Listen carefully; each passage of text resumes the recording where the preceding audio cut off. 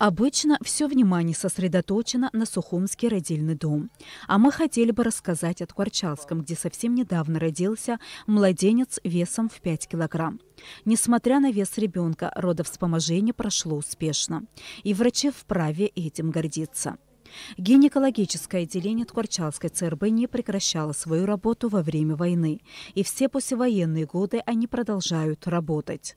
Медицинский персонал состоит из 20 человек, из них 3 врачей, 2 местных, 1 приезжает из Сухума. Медперсонала в общем хватает, и врачи умеют быстро реагировать на нестандартные ситуации. Я акушерка этого родильного дома, уже работаю 38 лет, немало детей прошли через мои руки. Роддом у нас всегда славился и всегда оказывает квалифицированную помощь. Заведующая акушерско-гинекологическим отделением Лисок Варча, оперирующий врач, по ее словам, в медицинском учреждении и самое необходимое для родовспоможения – оборудование и квалифицированные врачи, что и позволяет оказывать экстренную помощь. Иногда 5 минут решают все, говорит Лисок Варча. Вот позавчера была тяжеленная женщина, после родов дала такие судороги, которые непрогнозируемые были. Пришлось всю реанимацию нам подключать. Ну вот мы нашли понимание, нас встретили в Сухуме, мы сделали МРТ, нас уложили дальше.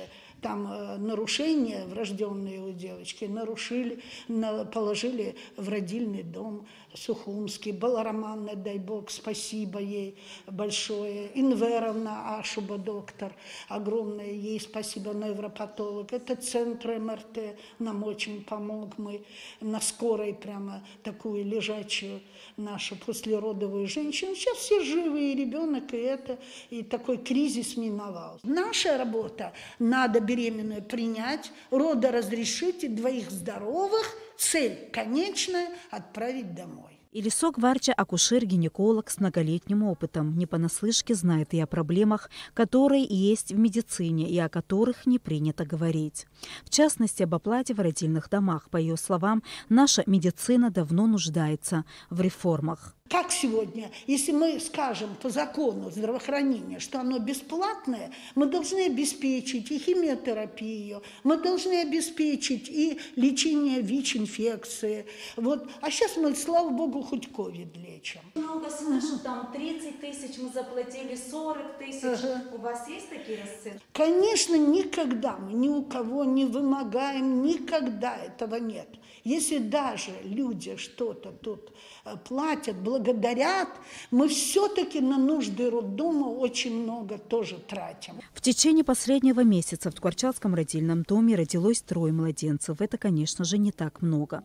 Но и ведь и численность населения города составляет всего 4,5 тысячи человек. Медперсонал здесь очень тепло относится к каждой матери и ребенку, буквально окутывая их вниманием и заботой. В день наших съемок в роддоме лежали 2 женщины. Кристина Чулоко, мать 2 детей, и 3-го, как и 2 первых, она намерена рожать в своем родном городе. Я лично довольна всем. Очень хороший персонал, работу свою знают хорошо, отлично. У меня тут 3 роды сейчас пройдут. Больше никуда не хочу, только тут. Молодые медики учатся у опытных. Мы готовим медсестру на моем месте. Я сейчас в отпуску. В отпуску до 1 июля. Но потом, что будет, не знаем. Но у меня 82-й год. Так или иначе, все равно уже должна отдыхать. О состоянии здания родильного дома кадры говорят сами за себя, но эта проблема уже почти решена. Совсем скоро отделение переместится в новое здание районной больницы. Люди ждут, новых таких кадров в большом количестве нету. Конечно, мы так надеемся, потому что с 2011 года эта стройка, а сейчас так она интенсивно сделана и так красиво там. И мы там знаем уже, где у нас какие операционные операционные, уже объединенные с хирургией, там новые аппараты. Вот. Наши работники, которые на старых аппаратах умели, теперь будут и на новых обучиться. У нас очень квалифицированные кадры. Всегда есть возрастной барьер. Но все-таки хочется, чтобы он был как-то в пределах пенсионного возраста, который 65 лет хотя бы. Понимаете, вот хочется так для средних и для младших. Ну, я думаю, все это в пределах местного нашего вот, самоуправления, и будет все нормально. Медперсонал с нетерпением ждет этого дня.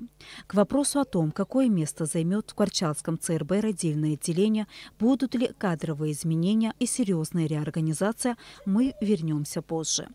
Дениза Герге, Саида Гухава, Абхазское телевидение.